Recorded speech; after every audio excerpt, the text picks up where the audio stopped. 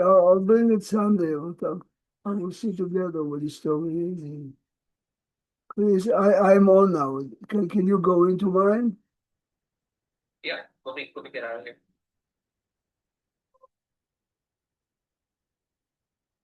No, Larry is not coming into mine.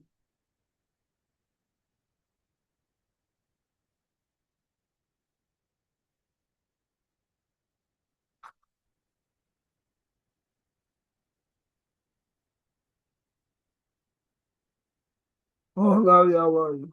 Erev Tov, Rabbi Prague. I thought that you told me in the morning you were traveling. No, I thought so, and then we'll just go tomorrow morning early. That's all.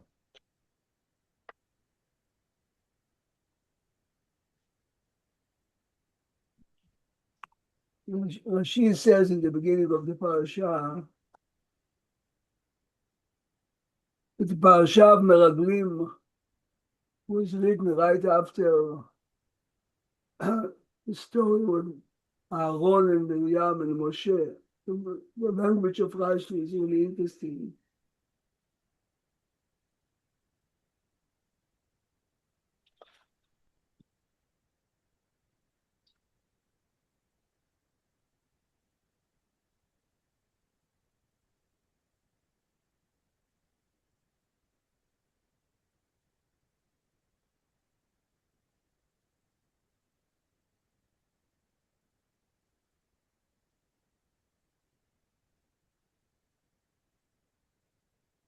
Rashi says, למה נסמכה פרשת מרגלים בפרשת מרים?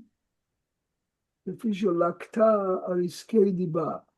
She was punished on her level of a certain type of Lashon Hara by comparing herself and Aaron to Moshe, שדיברה באחיה ברשעים הללו ראו ולא לקחו מוסר, which means, how come the Meraglim didn't learn from over there? This was Lashon Hara against Moshe. Who says that there is a Isur speaking Lashon Hara against the land? Okay, it's the land of Israel, obviously, Kadosh, Kadosh. Tishala Ritzini, hear this? You see the punishment over there, why didn't you learn?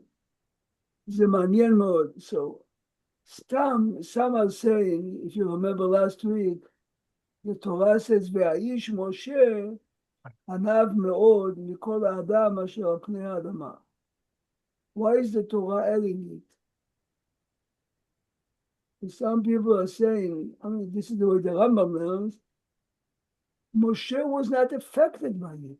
Moshe was not affected. You compared yourself to him. Moshe was not affected, Anav Meod. You see that the Aveira of Lashon Hara is this the fact that you speak about a person, regardless if it's a motionless object like the land, or Moshe Rabbeinu, because Moshe himself was a davar amok meod. You hear? That Lashon Hara is not because I'm affecting him, not because I'm causing him damage, shame, loss. The fact that we talk about someone, I'm using an example only, just an example only. Many of us through life experience, exciting moments, the marriage of the children, our own marriage, the Brit Milah, Bar Mitzvah. When you are in a very happy mood, you are really welcoming people with a smile, not only because it's pictures, but because you are the host, because you're happy. When a person is happy, he forgets, he doesn't see negativity by other people. The fact that we are speaking Lashon Hara shows that deep inside, we're unhappy.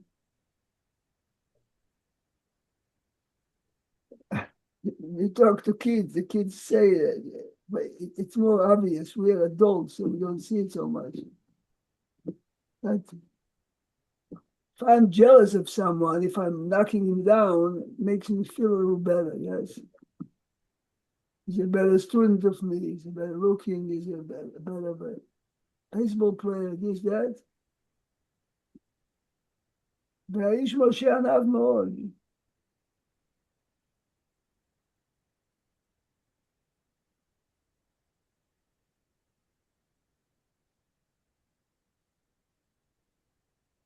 It's very clear in the Psukim how Moshe somehow is worried. Moshe worries much more about Yeshua than Caleb. ויקרא משה להושע בן נון יהושע. He's praying for him. Why not Caleb? Okay, so this week we spoke that Jonathan ben Uziel says, because Yeshua was exceedingly humble, so Moshe was afraid, fine. But יש פה דבר מאוד מעניין. Later in the parasha, the pasuk says, ועבדי כלב, עקב הייתה רוח אחרת עמו. Because Caleb stood up, Caleb argued, but Hashem makes many promises. מה זה? About Yeshua. Hashem is giving special blessings and rewards to Caleb. ומה זה עקב אשר הייתה רוח אחרת עמו? Says the Or HaChaim, something amazing. Yeshua had no doubts. Yeshua, from the beginning of the mission, knows what he's going to see, what he has to report. He has to have all the facts. Caleb himself had doubts through the mission. He had doubts. זה הפירוש עקב אשר הייתה רוח אחרת עמו. But Oh, interesting. he was not influenced by them, and he went. It says in the pasuk, look at the pasuk.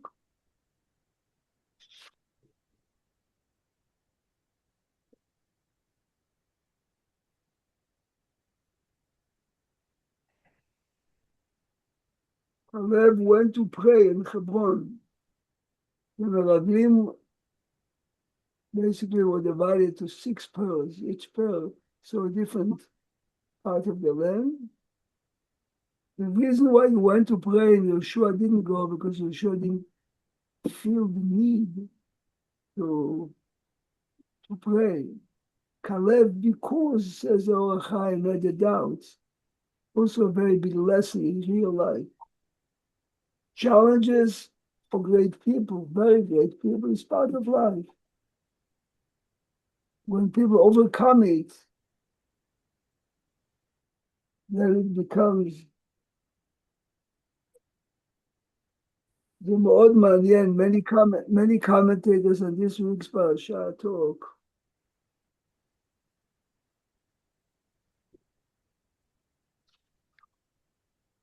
what does it mean you go to a cemetery? Yes, look a second on page, if you have the let's go page 800. If you have pasuk Chavbet, this is פרק י"ג פסוק כ"ב. ויעלו בנגב, ויעלו פלור, ויבוא עד חברון. מה זה ויבוא? ויבוא. אם it's ויעלו בנגב פלור, מה זה ויבוא? שים לב, look at the Rashi. Famous Rashi. כלב, פסוק כ"ב, כלב לבדו הלך שם. ומשתטח על קברי אבות, שלא יהי ניסת לחבריו להיות בעצתם. כי the Or HaChaim learns, he felt his heart, his leaning towards them. He's going to pray. ומבין ברש"י כתוב להשתטח על קברי אבות. Salim, did you ever go to the graves of your grandparents, Salim? You know, people go to Kvarim, you go to Israel, to Rabbi Shimon ben Yochai. you go to, are you praying to the dead or you're praying to Hashem? And this place is a holy place because you have a Kadosh, Ish Kadosh. Okay, so באמת,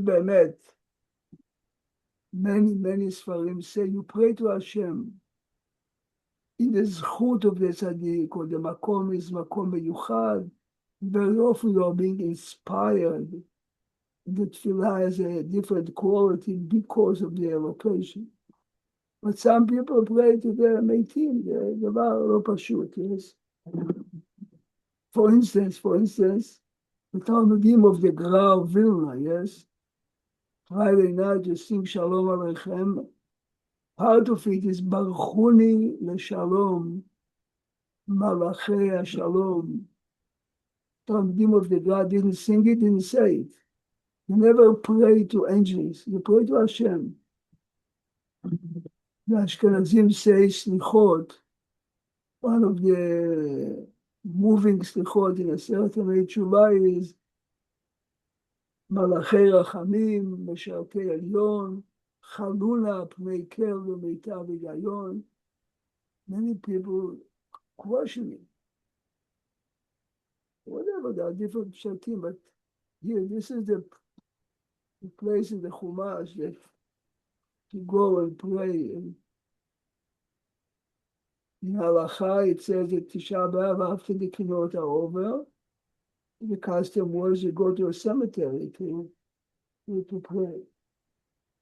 But everyone would agree that if you go to a grave of a special person, the inspiration is a bigger inspiration. You can. I know a fellow that he already a grandfather, but he went to Flatbush, he went to study here in Israel. Says nothing touched him in Israel. He took them to the cemetery in Tzfat, you know. You have the Bet Yosef, you have the Avi, you have Shlomo HaKavetz, you have the Mabel, I mean, they're serious guys. Says that, and the teacher, by each grave, just stood 5 minutes and gave them the history of the man who is lying here. Since this, when he came back from the trip, he changed. He took learning more serious, he took Tefillah more serious. Says, for me, I'm standing here. There's the Bet Yosef was here.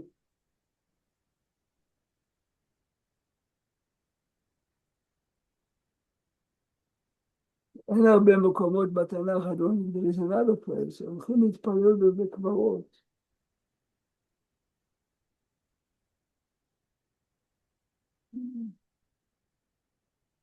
The place of the Meraglim takes it's a central place in the parasha. Interestingly enough, at the end, you know, after the punishment,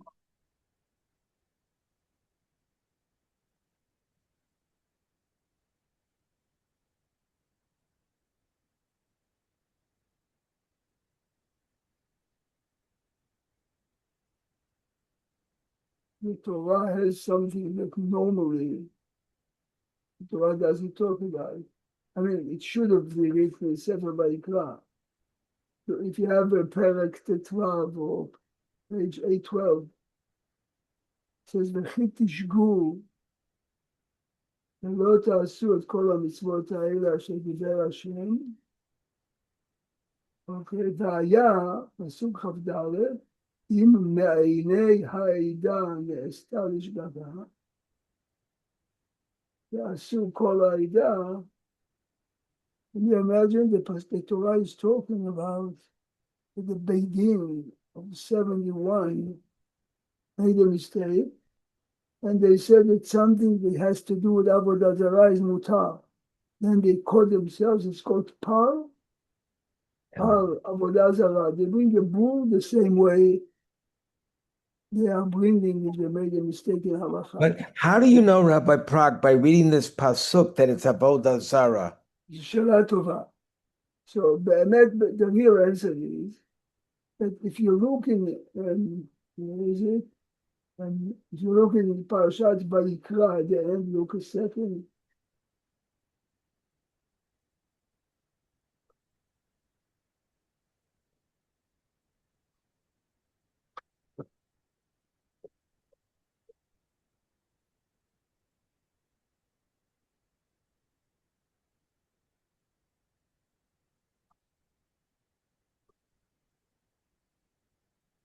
you look at the end of Parashat Vayikra, the Torah talks about Parel and Davar Shel Tzibur.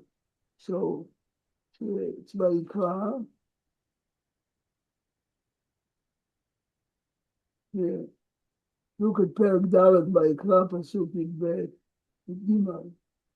ואם כל עדת ישראל ישבו, ונעלם דבר בעיני הקהל, the same language, ועשו אחת מכל מצוות השם אשר לא תעשינה. נכון, שם כתוב אחת מכל מצוות השם. פה כתוב,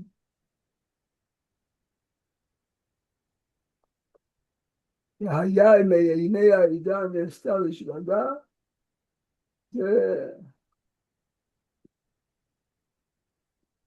this is the pasuk we quote in Yom Kippur, ונסלח לכל עדת בני ישראל ולגר הגר בתוכם, ולכל העם בשגגה. רואים בפירוש הבדלים בפסוקים. Yes? So look at the Rashi over there. Rashi says, ששגגו והורו על אחת מן העבודות שהיא מותרת לעבוד עבודה זרה וכך. Now, look how the Torah is referring here.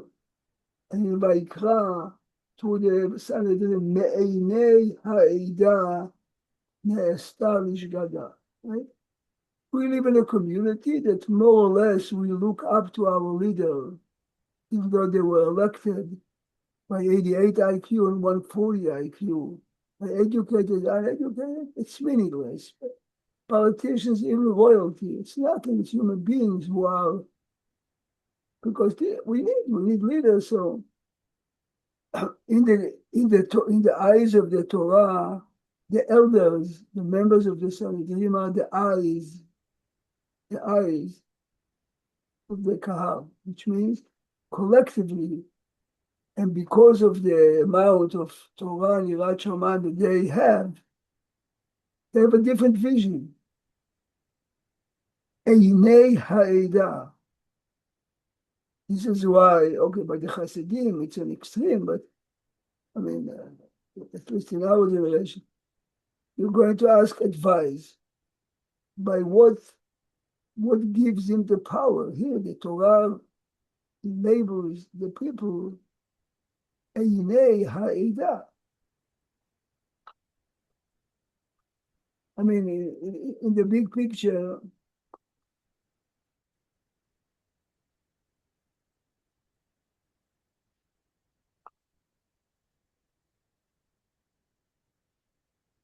in the time of the Nevi'im, you go to a Navi. If you have Beit HaMikdash, you have Kohen Gadol, you have Urim Betumim, מה קורה? אין בית מקדש, אין כלום. Answer is, in every generation, Hashem sends people to guide us. Now, cannot be a fool to run for everything that many people do, but to understand that Hashem appointed them. Again, it's not political. It's not people on social media. It's people that everyone knows from day one. I'll give an example. I read today, even though I read it many years ago. The story is approximately 130 years ago. It was more than 1 year. Yerushalayim had two old rabbis. Rav Elisha was a Sephardic rabbi, and the Ashkenazi was Rav Shmuel Salant. Rav Elisha gets a telegram from Russia, from the community. As it happened, the city was Novominsk. This is what the telegram says. In Yerushalayim, there are two people that came from our community in Russia. These two people testified in a Russian court that 5 non-Jewish people were involved in a murder, and they are facing a trial based on this testimony. And if they are found guilty and executed, be a pogrom, will be a big So we are begging you, Rav Elisha, the chief Sephardic rabbi, to meet the people and convince them to take back the testimony. And the signature was a signature of the rabbi, whenever the rabbi was in a Minsk, and they paid already for a telegram to be sent back. So it's a serious question. They called up the two people, the two Jewish people, said, it happened, they did it. There was a big debate among the people who came together. How we can save a pogrom. And Rav Elisha, an old man, old rabbi, very experienced rabbi, says, I believe this is a bluff. We don't know if the rabbi really sent it. Maybe it's the relatives of, and who knows what will come out if we would, or they would take back. But Rav Elisha says to his secretary, go to the chief rabbi, the Ashkenazi chief rabbi, Shmuel Salant. It's late, but tell him it's a very serious matter. Wake him up, show him the telegram, and ask him what's his opinion. The secretary went, apologized very much for waking him up. And interestingly enough, he said exactly what Rav Elisha says. This doesn't smell good. You have no proof on anything that it says. The only thing we know is there are two people in Yerushalayim who testified that this was a murder. They testified. So he says the best is if we, the two chief rabbis, are writing that we cannot really interfere in matters of a foreign country, a foreign government. A few months later, there was an article, the wisdom of two smart rabbis in Yerushalayim saved the community from a lot of trouble. Now, there's no explanation out of what did they think that this is a bluff. למעשה ככה היה. But there are many, many, many stories through the generations. You see that the king of Spain, the king of Portugal, and the Abarbanel, his treasury minister, his finance minister, and he was his private advisor. The point that when all the Jews were expelled, he got a special offer, you keep your estates, you keep your money, and stay here. And he says, no, I'm going with my brothers. The Abarbanel writes in the introduction to his commentary on Sefer Yeshayahu, he gave everything up. I think he started to write the Pirush of Yeshayahu there. This is Me'einei Ha'ida.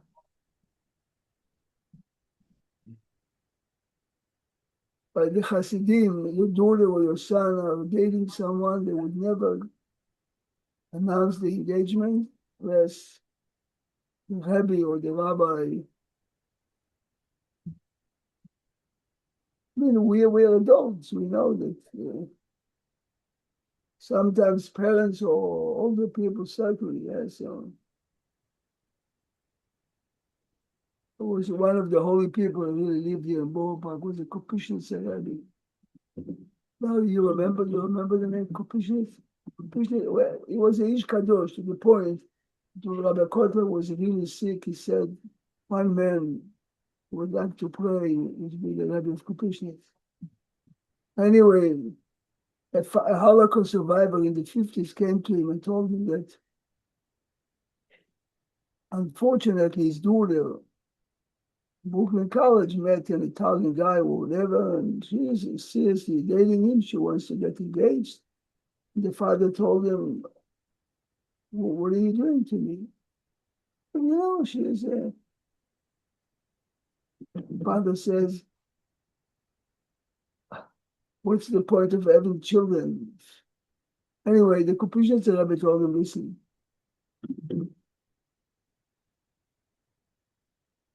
says, tell your daughter that you are willing to accept the engagement. It says, make a very big party. Buy and invite all the relatives of this groom. Buy the most expensive whiskeys that they never saw. He put a lot of whiskey on the table.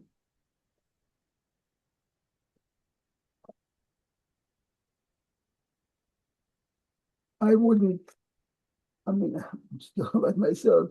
I wouldn't have listened to this advice. What's the point? But of course, the father was a real Hasidim. And he says at the party, since they saw whiskeys that they never saw and they got drunk, the language that they used and the way they spoke about, when you lose your mind. He's so Koso and Konso. No, but it's brilliant, you understand? Yeah. Before the party was over, she told him he can go home, our engagement is broken. But this is really Einei, this is Einei Aridah. In the end of the parasha, maybe next week we could have spent a lot of time on that. We have the mitzvah of tzitzit.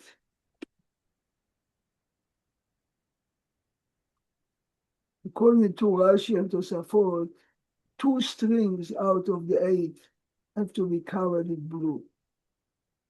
According to the Rambam, it's 1. And the 1 is the one that you are wrapping around again. As you all know, for hundreds of years, we didn't know which fish was. The Rebbe from Radzin was a Talmudic genius, but he knew a lot of he knew science. Anyway, he went for a few months to Italy. Italy had a huge aquarium, and he was trying to identify the fish that, obviously based on many Gemarot, which fish is the fish that he identified was the tint fish. This is the name. Interestingly enough, this fish has a pouch in his body. If he's attacked, he sprays people. This is the tchayil. He really believed that this is it, and all his Hasidim followed him in Europe already. Most of the real Gedolim, Hasidic or not, did not follow him. Today, for the first time, I saw that the Bet HaLevi, father of Reb Chaim, writes to the author, to the Radzin Rabbi, who was a Med Gaon Gadol, says, look, you didn't discover anything new. You only identified the fish. The fish was around for hundreds of years. How come our grandparents, great-grandparents, no one had chayil? If you are right, what happened? See, it's not only a question. He is saying part of a Masoret is that if every Jewish community in every continent, Sephardic and Ashkenazi, no one was wearing tchelet in the last 300 years. Yeah, but that's because we left Israel. It's not so easy to get the same fish. You leave Israel and have to find the same fish. Or the habitat changed. Good. The Rebbe of Radzin is a very smart man. Of course, he answered me. And many other answers. Interestingly enough, Rav Herzog, the first, he replaced Rav Kook, the chief rabbi. Before he became the chief rabbi in Israel, he was the chief rabbi in Dublin, Ireland. Brilliant man. He had a doctorate from Oxford. Part of his doctorate was to identify 6 other fish that produce exactly, so here is the point now, produced exactly the same type of so-called chelet. So he says, let's assume that the Rebbe of Radzin was right, and this fish really has it. Maybe it's one of the other 6. So Ada Yoma says, you all know, it's becoming more and more popular, and many people do it because it's cute, so to say. But you realize those who are not doing it are doing it because of something major here. it's impossible to say, Salim, that something so major, right, was not kept for hundreds of years. So let's go a minute to halacha. But why is that so crazy? Why does you need access to a specific type of species of animal that may or may not exist around the world? So they moved all over. They moved to Persia. How do you know the fish exists there? It's very difficult to say. It's not like it's an animal you could breed it. You have to get the fish and develop a farm. I don't know if they had that capability back then to But develop the a farm. fish was in Italy. The fish that this rabbi found because was in Italy. Italy's in the It was Mediterranean. in Europe. In Europe, people in Europe had access to the fish. No, but you forget that they didn't go to Europe first. They went to Persia. Salim, Everyone there, was there. Everyone was in Europe. Mahila, Rabbi, can I say something? Yeah. The Philistines, which is a part of Lebanon, they have this snail that does have the coloring, and they do beautiful colors. Some claim it's a snail. Here he says it's a fish. Yes. So you could look it up. It's not. There's a certain town in Lebanon that knows exactly what the snail is and how beautiful the colors come out when they use the, I guess whatever their whatever They probably color the fabrics that they have with the color of the right, exactly. They color the fabrics, but it's coming to show you that there is some kind of The truth to it. Gemara says that Zvulun got part of the Right, Zvulun was part of Lebanon. Zvulun goes up there. But my point is they didn't go to Southern Europe Lebanon. first. They didn't go to Europe first. They were chased for their lives, and they went to other countries more east of the Mediterranean. Right, Persia and Right. and Those Iraq. countries may not. I don't know, but they may not have the same fish. They may have no fish. But you live 2-3 generations that fish is gone because you have to show it to the children. But fish. So let me say something that Chazon Ish repeats many times.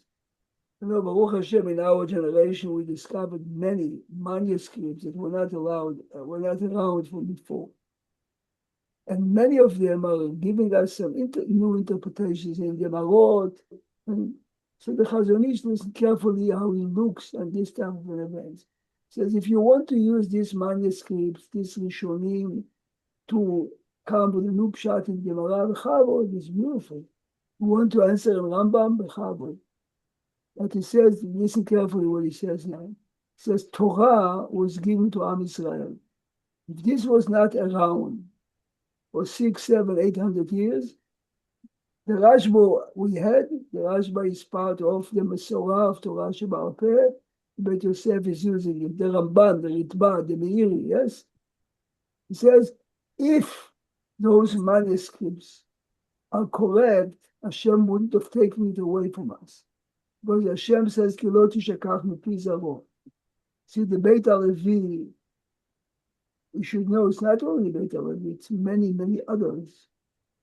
Many other Gedolim strongly for the same reasoning. And you have to understand also, Sabine, that when he came up with it, this was a time that new movements, as conservative and reform, became very strong.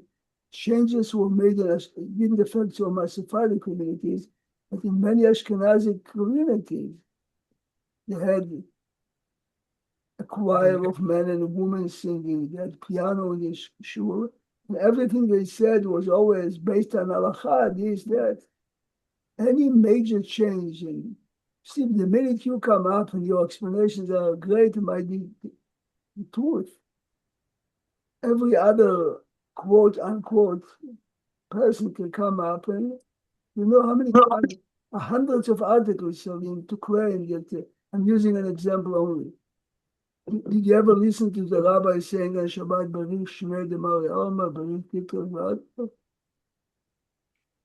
Part of the text is